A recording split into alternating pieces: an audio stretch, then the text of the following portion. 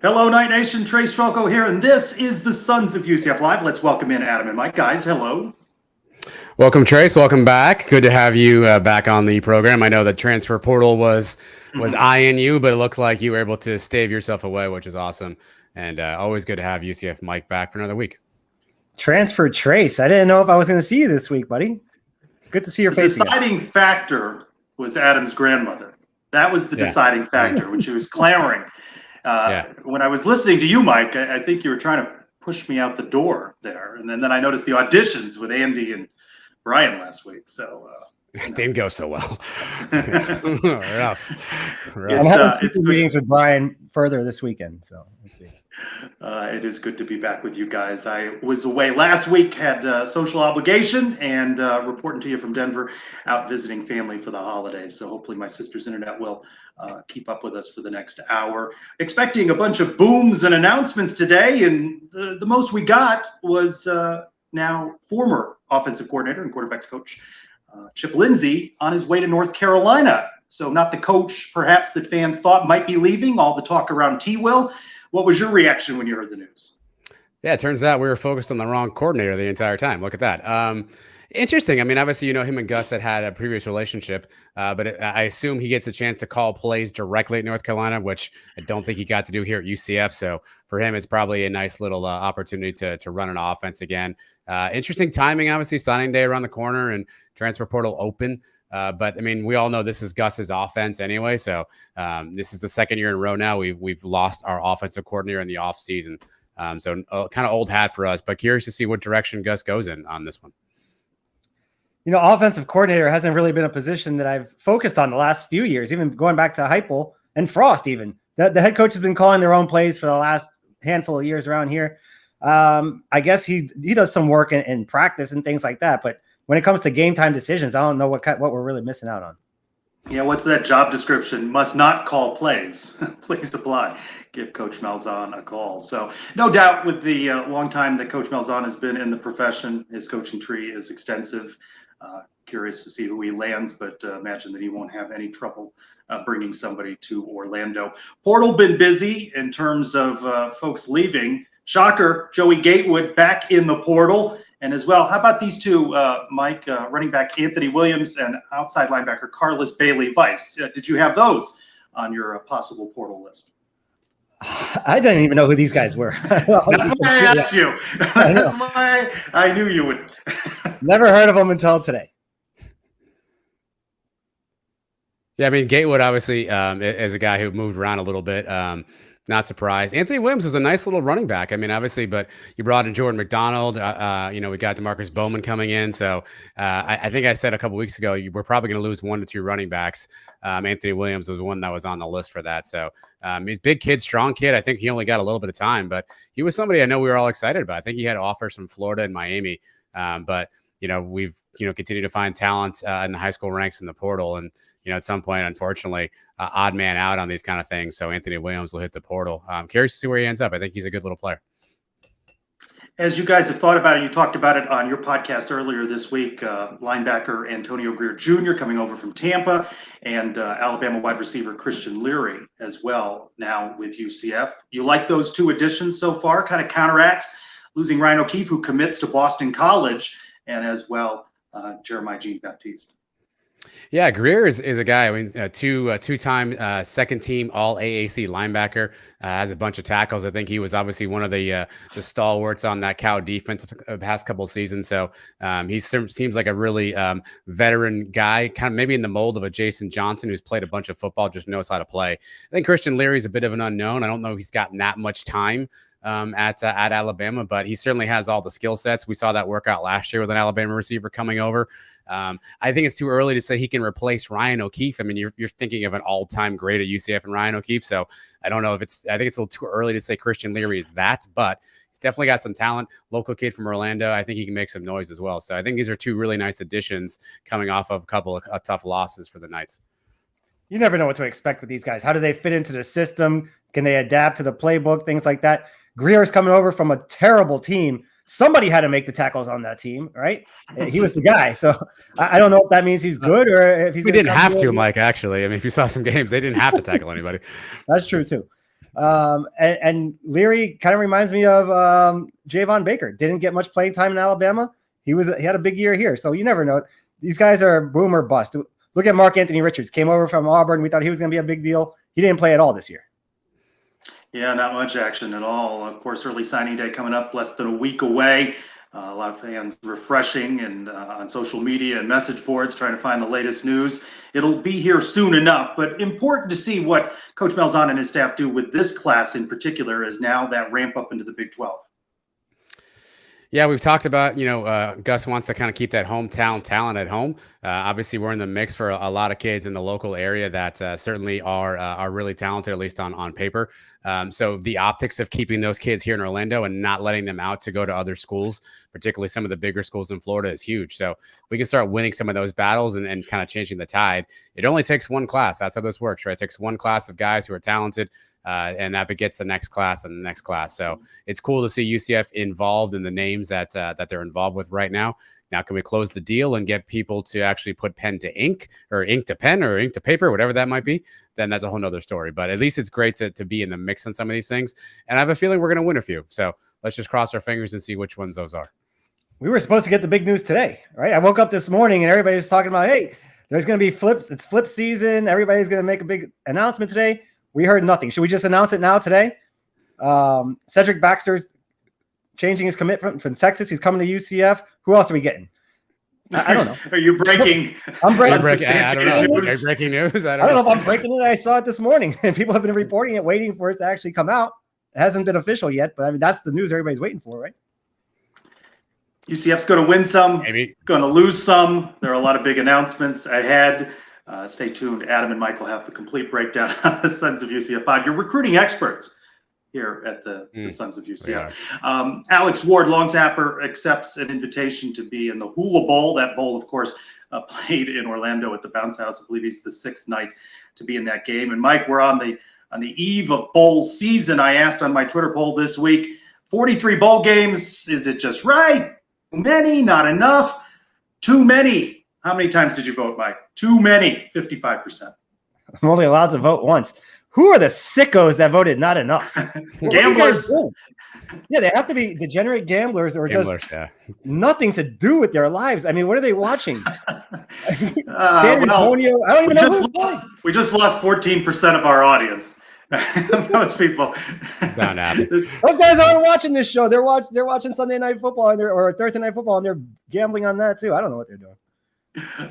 We are getting closer, about 2 weeks away, thereabouts. So UCF and Duke and the military both been very quiet. Not a lot of information out of UCF athletics and the football program. No, media availabilities with Coach Malzahn and staff and players. But that game's still going to happen on Wednesday, the 28th. I saw Brandon Hellwood post the early forecast. Looked like in the 30s on a midweek game in December up in Annapolis, Maryland. Yeah, it doesn't feel real yet. It feels like we haven't quite gotten to that bowl ramp up, I think, with everything in the portal and everything going on with recruiting. It doesn't feel like it's really here yet. I'm hoping maybe next week it'll hit me the excitement of one more game, but it doesn't really feel real just yet. But obviously, one more to go. And I mean, on paper, this looks like it'll be a nice matchup. Now, we don't know who, obviously, from UCF will be playing yet, injury status, things like that. But on paper, it looks like it could be a good matchup. So even though it's not the bowl I think we're all looking for, I think it'll still be an entertaining game to check out. So hoping next week I get more into the swing of it. It's not as attractive as last year. Obviously, going up against the Gators, in-state opponent, that was nice. It's not as attractive as going to the Cotton Bowl, which we were all hoping for a few weeks there at the end of the year. But Duke's a nice opponent. They're a good team. They're not a bad team. It's a better opponent than Arkansas State in the Cure Bowl like we had a few years ago, or Ball State in St. Petersburg. So it should be a fun game.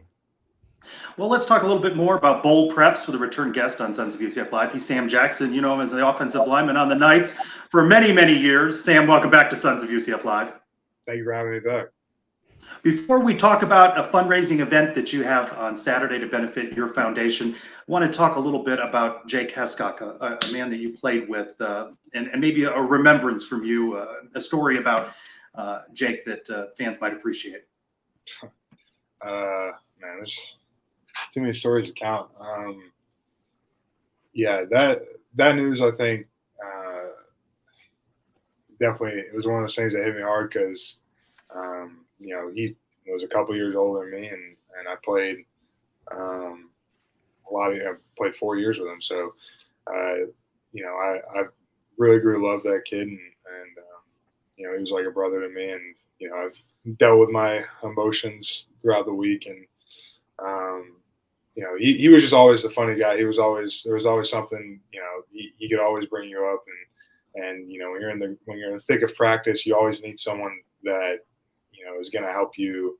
Remember why you're playing the game, and make it fun. And that was something he always did. And I don't have like an exact story, and not too many things I can think about that is family friendly, I guess. But he was just, if anything, I think what people saw on the outside when he interacted with the media was exactly how he was behind closed doors. And my condolences to his family and all of that. And can't say enough good things about him. And it's a sucky situation. A guy your age shouldn't have lost two former teammates within about a year's period of time. It just doesn't seem real.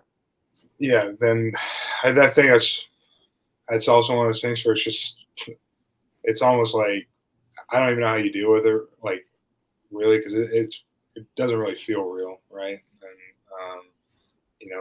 it's one of those things that I guess they tell you it's just life, but that's easier to say, said than done, just to look at it like that. And it's just there's a lot of people who should still be living their life right now that are not, that I've interacted with.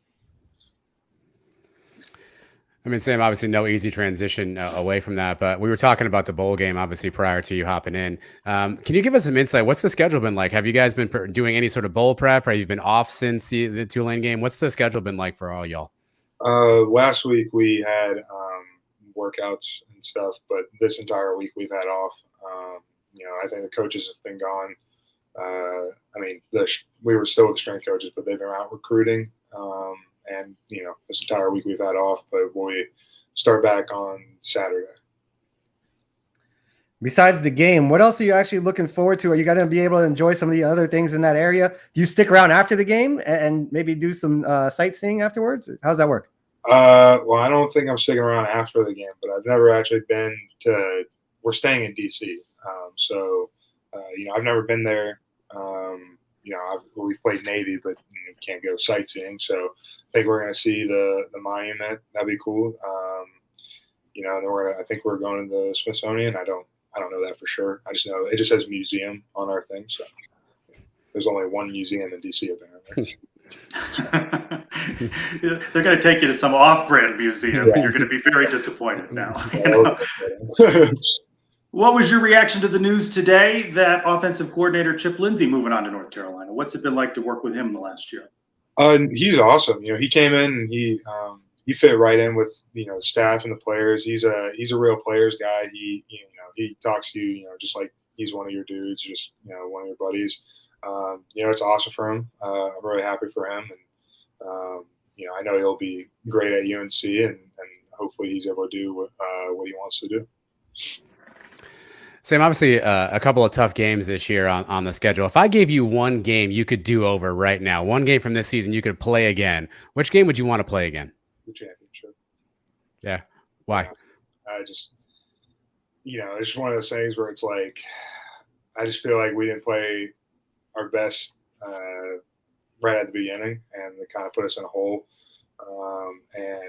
We had guys banged up and all that, but it's the end of the season, so you can't really fall back on that too hard. But I keep thinking back to we got it within 3 points, and then just let it get away from us. And even you can say what you want about defense or not, but after Tulane scored, they scored with 30, 40, 30 seconds in the next drive. We just didn't score again either, so didn't do anything to put us back in that 3-point thing. But that would be the game that I wish we could play over again. What's your message as the captain of this team? You're going into your last game now. Do you have something you're going to share with the guys going into this week of practice? Do you think you're going to cry after you take this jersey off for the last time? I mean, I don't know. I mean, I think it's, one of those things that kind of happens. It's still really, I mean, like, I know I'm going to be done with UCF. But in my mind, I'm still not going to be done with football. But I just think it's going to be one of those things that happens when, it comes to game time. And once I'm at that moment, it's nothing, you can really plan for. But yeah, it's going to be a surreal moment. And I just know that it's one of those things where no one wants to lose. So let's not go lose a game. You know what I mean? Don't go lose another game. None of us want to lose. This may not come as a surprise to you, but breaking right now, Lokai Paule announces he will be back for the 2023 season. What do you think of that? That's gonna be awesome. I mean, he's a killer. He's a killer in offensive line. You're gonna have just a bunch of killers on it because Matt's coming back, Lokai's coming back, and you guys have some stout guys that are gonna go and lead that offensive line in the Big 12. All right, Sam. When I show you this picture, what comes to your mind?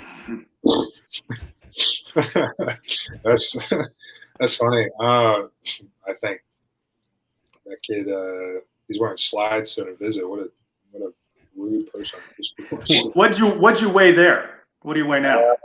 That picture, I was chunky. I was probably like 360, something like that, maybe 350. I think the camera did justice to me better than what I looked right there. So what would Sam of today tell Sam at the time of this picture? And you're gonna have a lot of fun, dude. I think I would tell him, maybe enjoy my roommates a little bit better when I was living at Towers. I don't think I took full advantage of hanging out with all the guys that I lived with. But beyond that, I mean, you're gonna have a fun time and just enjoy all the moments. I think some of us are a little concerned about the offensive line going forward, losing guys like you. Who are some young guys that are on this team now that maybe the fans don't know about that are ready to take over your spot next year? Fans don't know about? Well, I mean, we just got Cam Kinney. He transferred in from Georgia. So he's been my backup all year, but I mean he's a killer. He wants it, and he's going to work his tail off to be in the best position. And then obviously you have Adrian Medley coming back off of his injury. So just you got a lot of depth in that room. You also have Paul Rubel and guys like Patrick Barnett who lost their chance due to injury and things like that. And, I think there's going to be a lot of competition in that room, which is only going to make the O-line better. After the Navy loss, you said in the media availability you didn't think that would be your last game of the Bounce House, but now a Hula Bowl invite your way, so you do get one more game there. Yeah, no, definitely, and it was one of the big decisions of shooting that game too. It was just one of those things where I couldn't turn down playing in the Bounce House again, and I'm just really blessed and excited that I had the opportunity to do so. Sam, obviously we're in the era of the transfer portal, right? People are kind of hopping around and moving around. How much pride do you take in the fact that you spent 6 years all at UCF, that you've only been at one school, and that you kind of bled for UCF? I take a lot of pride in that. I mean, that's like one of my biggest things I hold my hat on is, I'm a loyal guy. And, it's kind of one of those things that I appreciate, my guys and my teammates and stuff is that, if they ever need anything, they can hit me up because, and I feel like that shows them, I'm always here for anyone.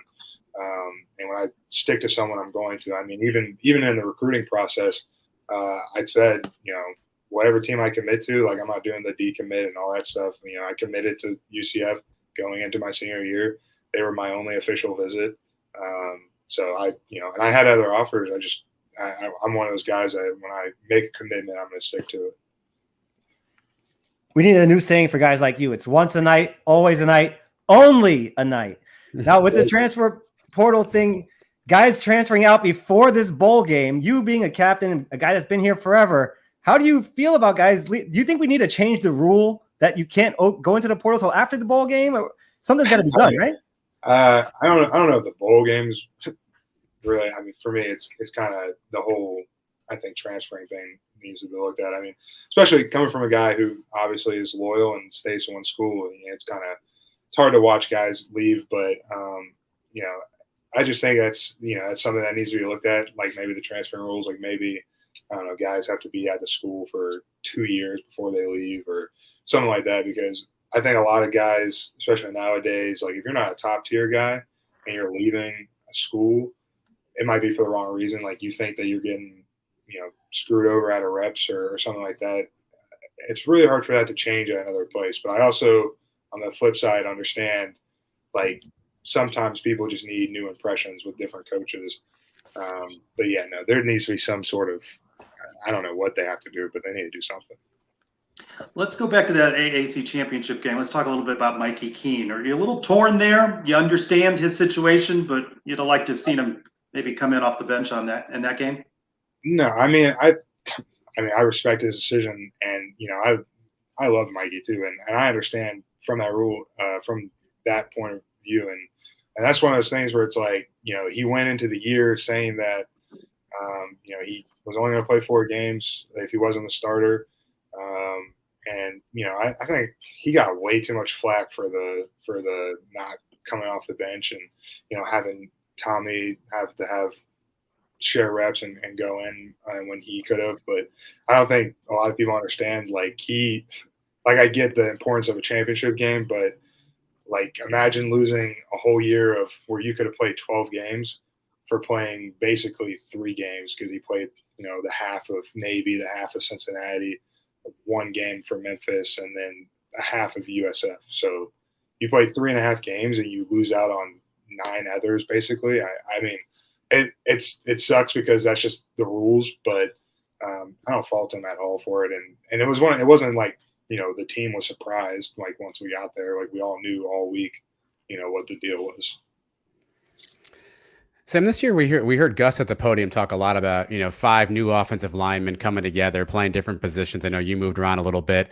You bring in a guy like Swoboda from the portal, and that the 5 of you needed time to gel together. How hard is that to do? How much time does it take for 5 guys on the offensive line to kind of gel together and become a unit?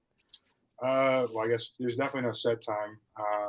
But it's one of those things where it's like trial and error, right? Like sometimes you get guys and you guys can gel, really quickly where, it's really easy and it happens almost immediately and you guys are playing your best ball from the first game, or it takes until, the 3rd, 4th game where you guys start to feel like you understand each other's strengths and weaknesses and you guys play around that. Was there a point this year where you thought you all 5 clicked together, where you kind of looked around and said, okay, now we've kind of hit our rhythm, hit our stride? I definitely think, I thought, I think the Cincinnati game was, I felt like that was a really, that was like a huge marker for us. And, I thought we played, there was games where we played FAU where I thought the O-line played really well, or, we played Georgia Tech and I thought we played well. And then I think Cincinnati was almost the all-around good one, especially going against a stout defense like Cincinnati. Just kind of proved that, hey, we can step up to the challenge. This is going to be a tough one. I'm going to make you just pick one game from your career. 10, 15 years from now, you're sitting down with your kids and you got to show them one game. Which one is it? Show them one game? I mean, for me, I think, and this – only one though. It's I guess it's I either choose Florida or I choose the first Tulane game because Florida, obviously, just for everything that was at stake, it probably would be Florida, to be honest, the Gasparilla Bowl, just because everything that was at stake and at the end of that game to be able to, not even the end, but throughout that game, just be able to say, hey, we ran over an SEC defense. It was, it's an O-line's dream. So I'll probably pick Florida, but the first Tulane game was, that was something special. So yeah, it's the way we beat Florida, right? Just the way you beat Florida, the way we beat it was that was what you want to do as an offensive line. In addition to making that commitment to UCF, you've made a commitment to the community, forming the Sam Jackson Foundation. Again, this coming Saturday, second annual Light Up the Night fundraiser at the Capen House in Winter Park, and all those funds raised to help with food insecurity and housing. What do you like about this event? honestly, I mean, just the fact that, it's in the spirit of giving, Christmas is my favorite holiday, not also including the fact that my birthday is December 29th. So, just outside of that too, I love Christmas. I love the wintertime, and I just love the spirit of giving. And, just this event, I think, shows how, close of a community we actually have in Orlando. And, there's a lot of people who are willing to give up their own hard-earned money or go out and buy gifts or give even their time just to help other people. And I think that speaks volumes to the type of people we have in Orlando. Sam, obviously a lot of cool auction items. I'm going to try to pull them on screen actually right now while I talk to you here. So looking at these auction items here, which one would Sam Jackson want to bid on here? We got some cleats from a couple of guys. We got some pictures. If Sam Jackson could bid on one of these, what does Sam Jackson want to bid on? One of these? So I'm actually going to bid on one of these collages that my girlfriend made. You're gonna bid on that, Sam? Wow. Yeah, I'm going to bid on that. I would say, I think I really like Lokai's collage. I think that's dope. But I would bid on all these guys, the Lokai, Alex, and Alex's collages. That way I could have them like in my room, kind of as a plaque of showing like who I've played with. What other activities are going on at this event? What kind of spread are we looking at? I don't know about what type of food here. I know it's free food. So, I mean, There you go. yeah, it's always the best kind of food. There's food, and there's going to be drinks, adult drinks for the people who are enjoying that. And, just a lot of fun time. There's some entertainment. And of course the silent auction, and you'll be able to see some more UCF football players, excluding me. So I want to drop a couple of names. I know I hope they're there when I say this, but I know he's the Colton Boomer's going. Alec and Max are going. The Haulers. I'm trying to. I still got to make sure that Bowser and JR are going, but what are those guys going to do on a Saturday night? And you can admit it, as nice as those collages are, you getting the Sons of UCF Yeti mug last year. Oh, at yeah. the event. I mean, that's. I thought it was usually sitting right here on my desk. I don't know. My mom must have touched it when I was gone, but I mean, that's the price to bid on, right? Oh, it really was. It was the price of thing, and who Gianna was Gianna that came on the show? No, well, that's a sore subject. Missy, we've not yet redeemed that. Missy, we owe you. As now it's been a year. Yeah. That Missy, we'll need to work that out. Mike misses a lot of Thursdays, so Sam, the event again this Saturday night, 5:30 to 9 at the Capen House in Winter Park. The silent auction items can also be bid online. And we wish you luck with the foundation, with the next bowl games, military and hula, and perhaps future professional pursuits as well. Yes, sir. Thank you guys so much. Thanks, Sam. All right. Thanks, Sam. Mike, how did you coin that? It was once a night, always a night, forever a night. What was that? I like that Only phrase. a night. Only a night. Only a night, yeah. I stole that from Eli Manning. He said that after he retired as a Giant. He said he never wanted to play anywhere else. He was once a Giant, always a Giant, only a Giant. Some cleats in there, including Colton Boomers. We're still continuing to give out Colton Boomer merchandise. And this week's winner, compliments of Colton Boomer and his family, Jordan Olive, who subscribed on YouTube.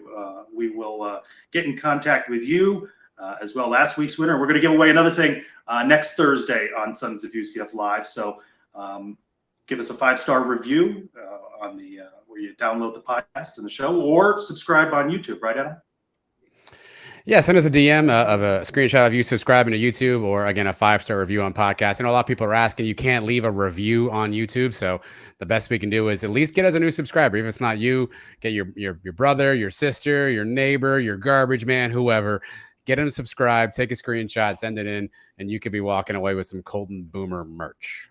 Yeah, so we'll do that again next week, and then I'll get in touch with everybody after the holidays here and either arrange to meet you if you're local in Central Florida and hand it off, or mail it out to you. So you get to meet Trace. Wow, bonus. A meet and greet too. I didn't know that was in there. That is a bonus, apparently. As we've mentioned, we got that Military Bowl, UCF and Duke coming up. We're going to welcome in now to the Sons of UCF Live, Josh Barr, Director of External Relations for the Military Bowl Foundation Incorporated. Josh, welcome into Sons Live. Thanks, guys. Good to be here. So talk about this matchup. How long was it in the works? Like how long was UCF on your radar? Well, I mean, the bowl matchup business is just it's crazy. This year was crazier than ever with so many teams in the ACC and the American that are on our radar. We look at teams. Usually, we're looking for teams that are within a 5-hour drive of Annapolis and DC.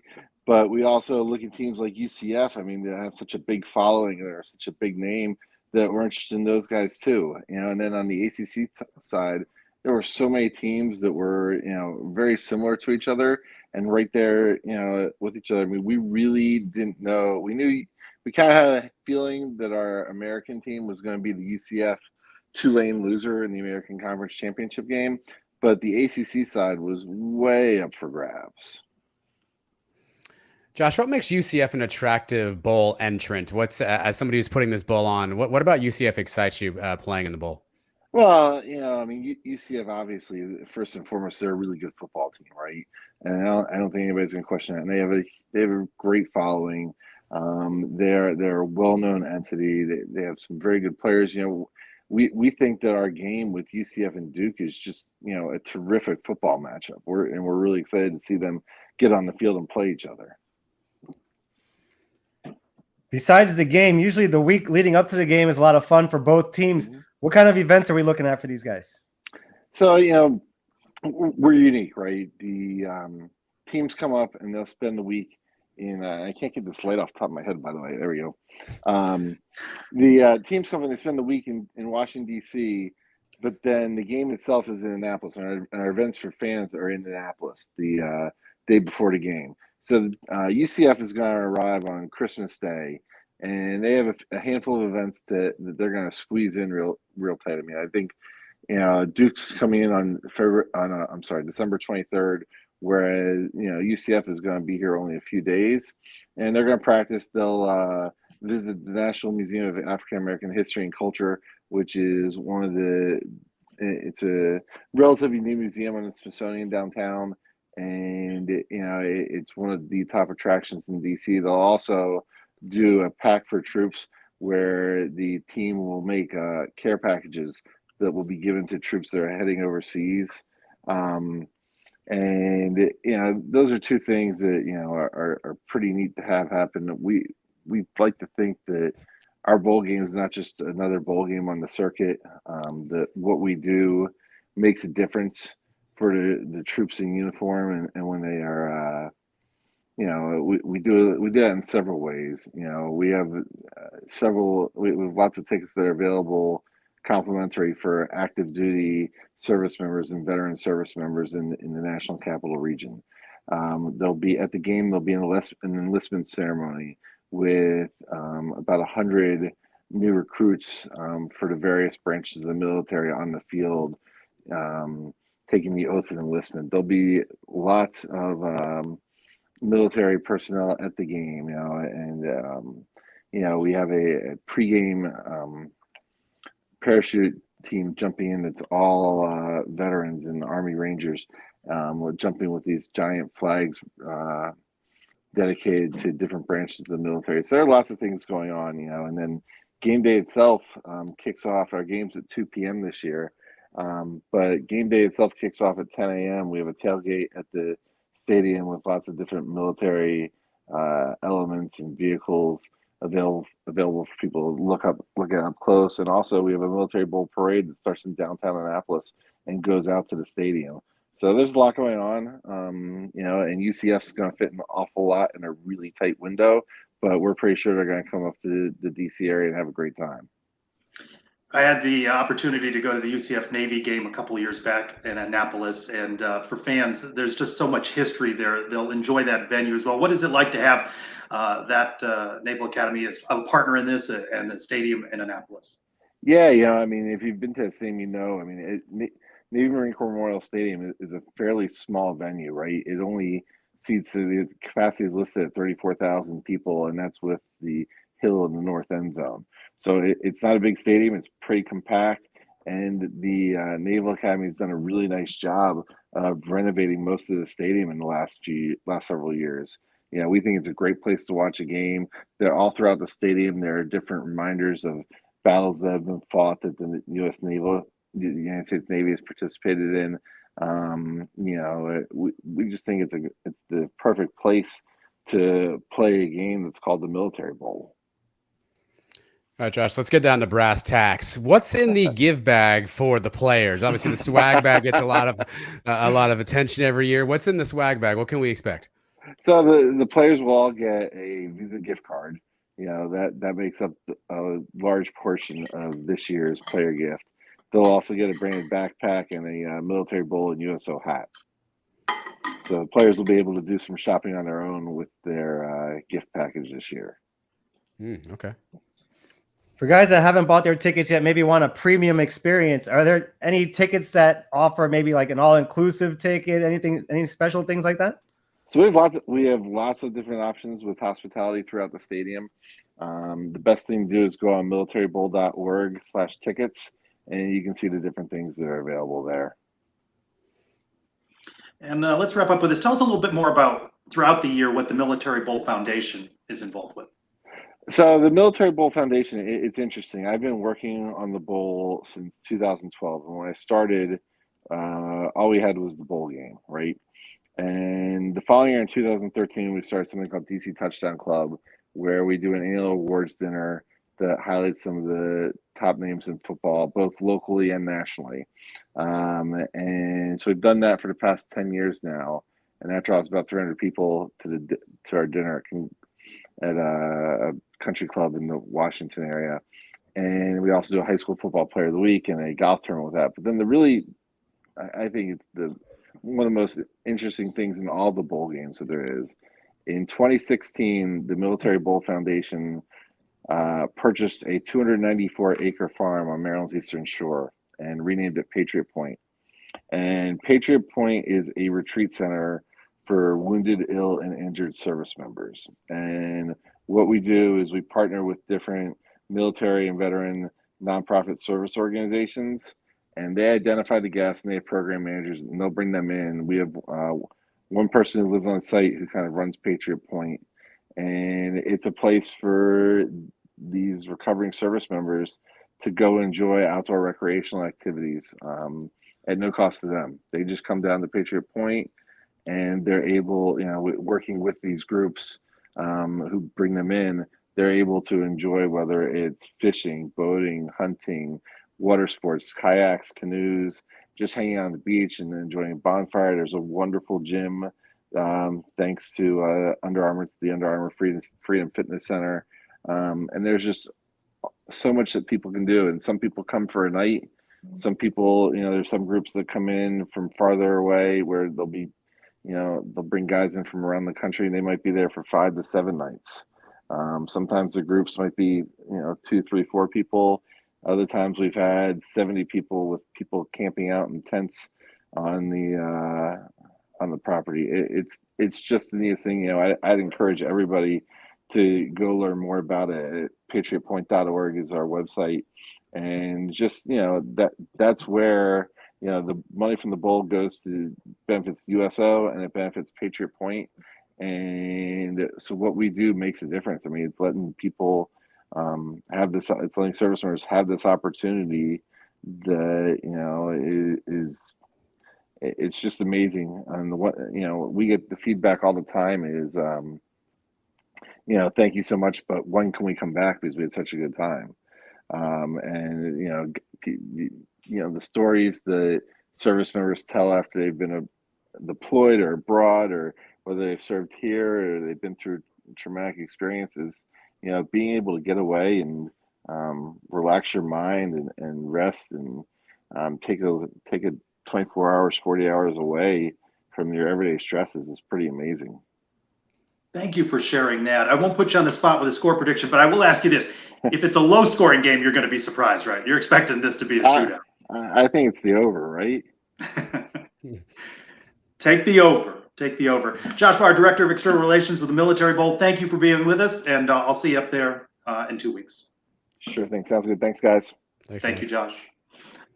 That was interesting about Patriots Point. I'm glad he shared that. Did you notice that the light formed a halo that looked a little like a football at times above Josh? There certainly was a light for sure. Yeah, there was a light. Let's go around the kingdom. Mike, I think you said at one point, is Ole Miss ever going to score? UCF jumps out to a 21-0 lead on the road. They have to watch Ole Miss cut that to 10 at the half. It gets to 4, but the Knights defeat Ole Miss 72-61 on Wednesday. 8-2 now. CJ Kelly with 21, Taylor Hendricks with 17. Yeah, encouraging game. Obviously, we gave a little bit of it back, right? I mean, we were on a 3-touchdown lead early on. We gave some of it back, but this is a team I think in past iterations, Trey. So that team doesn't hold on to that win. We lose this game, and I like when it kind of got crunch time. CJ Kelly, Taylor Hendricks made big shots. We crashed the boards. Great ball handling by Darius Johnson. He was able to break the press and keep us in rhythm.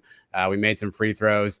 It's a team I think in the past we would have folded on a game like this, and it was exciting to see our first true road game. Mike told me in the podcast this week that they had to do it in the SEC because we have 2 SEC games in a row. So 1 down, 1 to go, but a really impressive road win. Ole Miss I think gave us all we can handle, but this Taylor Hendricks, Trace, this kid's really freaking good. The beginning of that game, I didn't know if we were the best team I've ever seen or Ole Miss was just the worst team I've ever seen in my life. They couldn't do anything. They were throwing the ball away. They couldn't hit a shot. When it got to 4, it's nice to see them get tested like that a little bit and then answer the bell. So it was a very good game. It was probably the best game we played all year. Earlier this week, I spoke with Taylor, asked him about being the AAC Freshman of the Week, which now is 4 straight weeks. How do you feel being recognized by the American week after week? It's definitely, it feels really good, that they're noticing me, but, we're still going to try to do well as a team and try to keep getting wins. So humble, so talented. We'll see what he can do Saturday now against Missouri, also from the SEC. Mike, you're a go, right? Fans have an opportunity to meet you in the Orange Bowl Basketball Classic in Sunrise at noon. Luck. That's right. Yeah, I will be there. Just look for the hair. I haven't bought my tickets yet. I'm buying them tomorrow. I'm waiting on a couple other people to know exactly how many we're getting, but I will definitely be there nice and early Saturday morning. Can you turn just a little bit so we can see the back of the hair? Yeah. Okay. Thank you for that. The Knights then return home Wednesday, December 21st against Stetson. Donnie Jones comes back to the arena to face the Knights, and then right after that starts conference play. Have a recap of the Ole Miss game from our guy Leo Rodriguez on twonightsmedia.com, and then you'll have the opponent preview by John Weiss. Will be there as well, and you can find it on the various social channels. Women's basketball will make this short. 99-64 losers at Tennessee. Hey, they led 21-20 after the first quarter, trailed 41-38 at the half, and then we'll just not mention what happened in that third quarter. Gave up a lot of points. They face Idaho State Tuesday, December 20th at 2, and then Wednesday, December 21, Elon at noon, UCF Christmas Classic. And then congratulations to volleyball's McKenna Melville, first team All-American from the American Volleyball Coaches Association. Congratulations to her. All right, what time is it? Mailbag time. Oh, you know what time it is. It is time for our good friend. It's that time again. Let's open the Brian W. Peterson Sons of UCF Mailbag. I like it. Never not make me laugh. I don't know why. I could not watch the show live because I was busy last week, but I did go back and watch it. And I don't normally go back and watch, so I don't normally see the comments, but I opened the comments. I like the comment that so he got the mailbag segment named after him because we shunned him. We felt bad for him. That should be some sort of premium thing where you get it named after you, like a donation, or Sons Plus thing that we keep talking about. My Venmo's open. I mean, whatever we need to do. Pearson donated to the Den Fund the first time we hung out together. He's good in my book, and I'm going to the basketball game with him on Saturday too. So he's a friend of the show. Friend of the show. At Dan O'Rourke 376. Mike is what it sounds like he's a friend of. Who will be the starters? Asking about the bowl game. Many folks getting their first snaps. We still haven't had any announcements about opt-outs for this game. Nobody's made a mention on social media about that. Yeah, I don't know either. I think you're probably going to see some young guys on the defensive side of the football. Maybe Cam Moore obviously gets another start. I'm curious to see how much we wrinkle in some of the young offensive guys, Thomas Castellanos, Xavier Townsend. Do we dust off Jordan McDonald? I'd love to see a healthy dose of some of these young guys at stretches of this game against Duke. Is JRP healthy? If he's healthy, he's starting. If he's not, then we see Tommy C. At Greg 730, what's most important, getting O-line through portal or straight out of high school? I think it's going to be a mix, a blend, right? Well, right now, I think we need to be portal, right? Because we're losing so many guys and we don't have a ton of young guys to develop. I think ideally you want both, right? I mean, you want to develop some young guys like a Sam Jackson. We saw a picture of Sam Jackson when he was damn near 12 and we seen him grow up through UCF, right? Palue did the same thing. Matt Lee did the same thing. I don't know that we have those guys right now that are young. So until we do that, we're going to have to go through the portal. Mike, how important is it to have Lokai back making that announcement here in the last half hour? Yeah, the more stability we have on the offensive line, the better. But the portal's got to be the way. The freshmen that come in, if they don't play right away, they're in the portal the next year. So it seems like portal is going to be more important than recruiting from now on. It seems a mix. Got to find the right balance there. At Laird WD2, what kind of scuttlebutt can you talk about T. Will to Auburn? That seems like that may not be happening now. Scuttlebutt, I mean, we haven't really heard anything reported. If you want to do conspiracy theory talk, perhaps he was in the mix, maybe having conversations. Maybe his name was amongst the finalists. And for whatever reason, Auburn appears to have gone in a different direction. So that doesn't mean this thing's over, though. We obviously saw Chip Lindsey leave today. I don't know if Chip Kelly's leaving or not, by the way. And so this isn't over by any stretch. But I imagine he probably was talking and they went a different direction for whatever reason. Maybe the last 3 games on defense. I don't know. Yeah, it's still too early to tell. Wait until all these teams finish their bowl games, and then the playoffs. Some coach is going to go to the NFL, or something's going to happen where you never know what's going to happen with these coaches. They're here one day, they're gone the next. Laird with a second question. What's it going to take to get the kids bigger number NIL deals?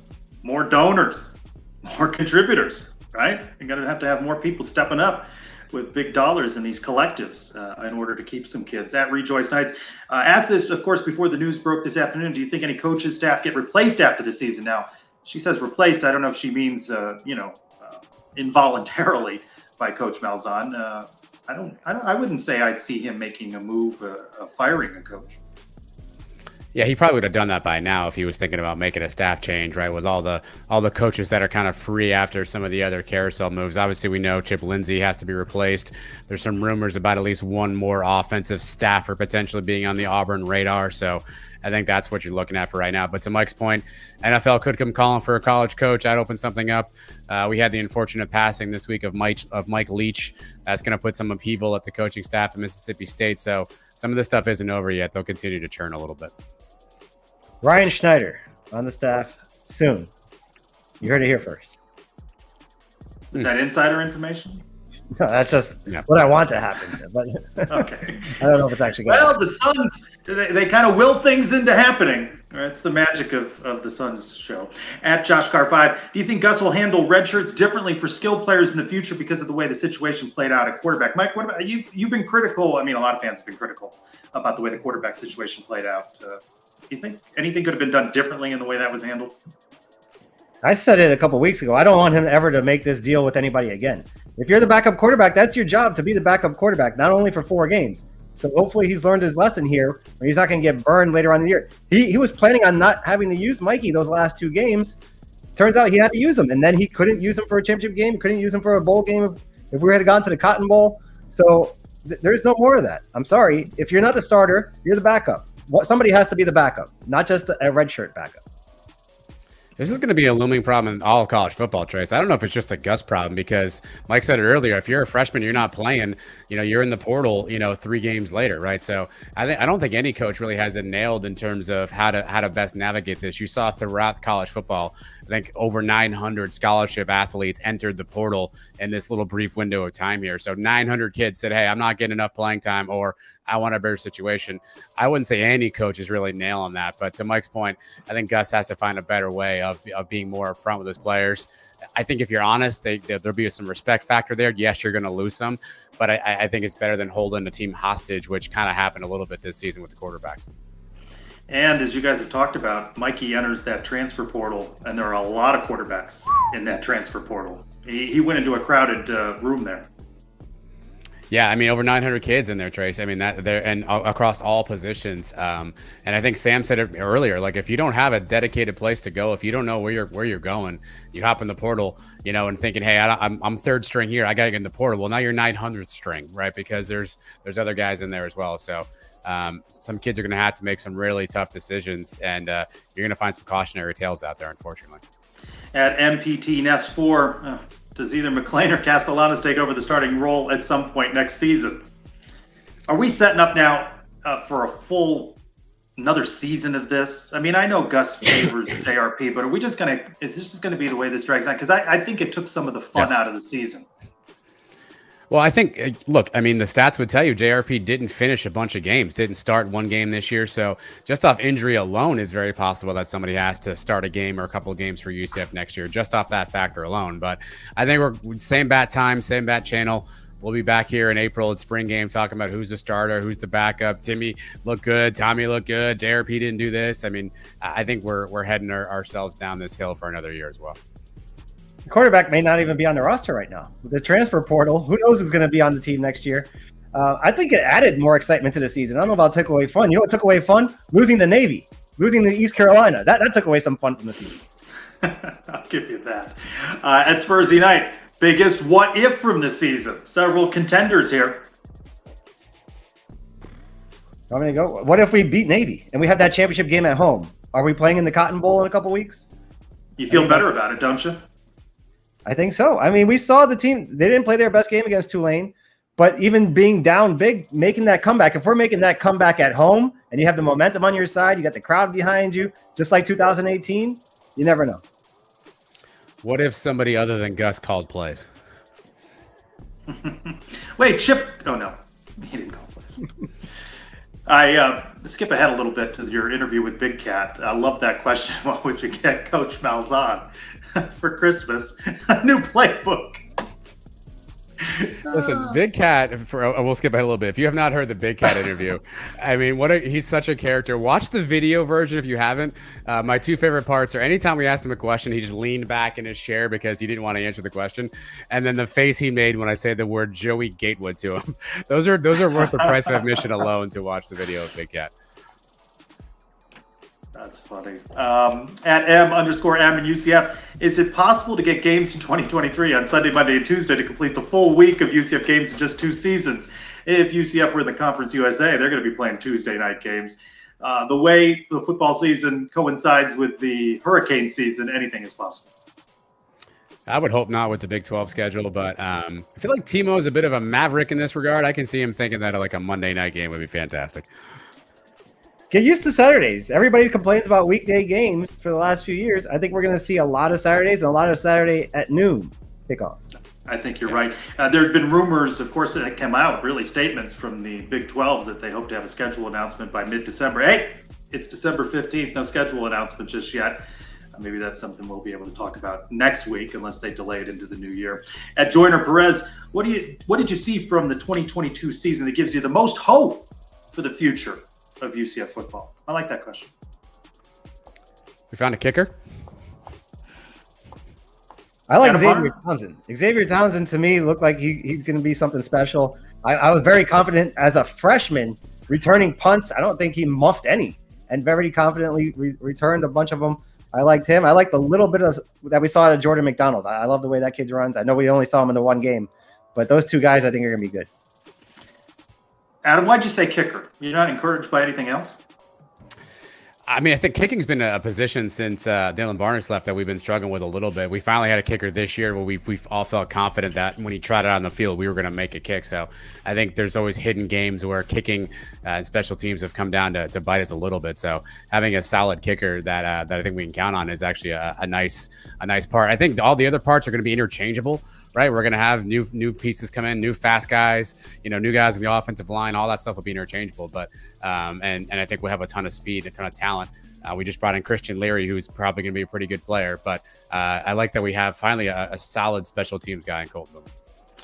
Brian W. Peterson, would you sacrifice a winning men's and women's basketball season for a New Year's Six bowl berth? And why is the answer yes? I think that's a no-brainer. The answer 1,000% I would. 1,000%. Yeah, He just says sacrifice a winning season. That means we can go 15 Winning's and not good 16. enough. They were 18 and 13 last year.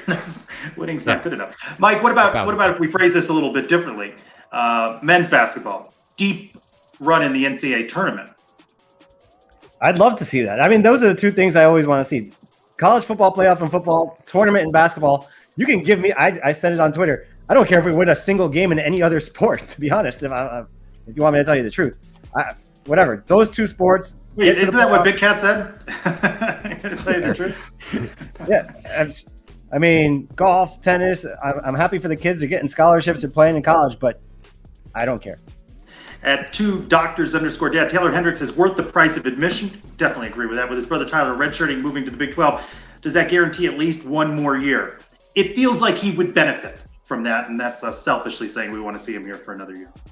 Yeah, he probably should stick one more year, Trace, but I mean, his name's already getting thrown about out there. If he gets opportunities and he's here and he's going to be a draft pick, or he's going to have an opportunity to play in the league, that's tough to pass up when that's been your dream for your entire life. I do think it'd probably be in his best interest to stay one more season, play some Big 12 talent, build out his frame a little bit. I mean, I think he's still a little raw in some areas of his game, so he has a chance to refine that. But if they tell him he's going to be a draft pick, I wouldn't stay if I was him. I think having his brother on the roster may help at least a little bit. He won't want to transfer. I would think he's going to the Big 12. You're going to be playing in a big time schedule. That could help. He's not going to play any tougher schedule than a Big 12 schedule, right? So joining another league, I mean, you're going to be playing this competition anyway. Robert, at 2 letters, 2 words, with about 2 weeks until conference play starts, on a scale of 1 to 10, what's your confidence level in Coach Dawkins' team this year? I know a lot of folks saying, show me when conference play begins, but they're off to a good start. Remember, just the 2 losses, 2 possessions there, 2-point loss to Miami. That's a good team. 7, maybe 7. I was going 6.5, more confident than not right now. But obviously, conference games on the road, against ECU, Wichita, stuff like that. I mean, those are the games that we've typically stubbed our toe in as a Johnny Dawkins-led team. So give me 6.5 right now. I'm encouraged, but there's still some runway. We got to figure some stuff out. The stat they put on the screen last night, this is the 5th time we started out 7-2 under Johnny Dawkins. Last year, we started out 9-2 with wins against Michigan and Miami. So I've seen this before. I'm not completely confident yet. I will be confident. We have another big game on Saturday. We win that one. Getting into conference play, I want to see how we compete, at least, against teams like Houston and Memphis. So what's your number? Confidence-wise, I'm right in the middle. I'm not confident. I am 50-50. Give me a number 5. So even if they stumble with Missouri, it really is going to be host Wichita State in the home opener, and that's a game you need to win. And they're not going to win all of them, but you gotta protect the home court in conference play and do decent on the road. So I think we want to see it now, right? And I know something like that's what you say. Show me now, and I think he needs to show it, as does the team in conference play. At Jacob, RCF, will there be a bowl game watch party in real South Florida? The pool tracker champ will be in town. Now, Mike, I heard you on the pod. You're going to be out of town now. Yeah, I will not be in town for this one. They do a watch party for every game, so I'm thinking at the Den there should be another party. I mean, it's a Wednesday at 2:00. I don't know how many people are taking off work or have off that week. My guy Raphael that runs the thing, he moved to Germany, so I don't even know who's running the thing anymore. But I won't be there. Maybe you could, if Jacob goes, maybe you could give him some flyers to hand out, the little postcards, maybe. Put them on the urinals. Yes. If we got to the bottom of that, do we find out if Raphael or is the culprit of that? I have no idea who did it. No clue. That was a pretty good game of Clue for a couple of minutes on the show. It was. Yeah. I may stop into the New York City watch party. I'm going to be up there. Their place is called The Dean. My hotel room is only a couple blocks away. I think I can sneak in there for at least an hour and watch either the beginning or the end of that game. Gotham is not ready for UCF Mike and a man bun. No. Saturday afternoon in December. At UCF Realist, asking about the Sons of UCF lineup next year. The 3 of us? Again in 2023? Mike, I'm still okay with you? I mean, I guess if you're here, what am I going to do about it? I couldn't stop you from joining the show, and here you are still a couple years later. We may add a couple of characters. Andy is a new guy on the show. He's definitely a character. There's a lot going on there. Yes. We've got a reporter now that's writing articles. We got a couple guys writing articles on the website. So like I said, how many weeks ago or a couple months ago when I said, wait, we may have like 15, 16 people on the Suns payroll soon. We're getting there. We're at about 6 now. Let's define payroll. Yeah, that's fair. Well, once a Sun, always a Sun until next year when the portal opens. Dudes on the mall are offering craft beer, Mike. Yeah, listen. How much? How much craft beer? Not enough to make me disappoint Adam's 89-year-old grandmother. She was so confused at why Trace was leaving, and at your hair too, Mike. Yeah, she's on point about your hair. So confused. Want to thank Sam Jackson. Remember, you can check that out. Sam Jackson Orlando Realtors Association, the big fundraiser for the Sam Jackson Foundation this coming Saturday night in Winter Park. We thank Sam for being here. Wish him luck. 2 more games, bowl games for him, Military Bowl and the Hula Bowl at the Bounce House. We'll be talking about that one as we get closer. 6 nights now in that one. And Josh from the Military Bowl, some interesting information from him. And want to thank you for joining us. We'll be back here next week. Hopefully a Duke preview with a Duke insider. Adam, we got a basketball player to end the show, perhaps? We certainly do. This is Brandon Suggs, and thanks for watching the Sons of UCF. Go Knights.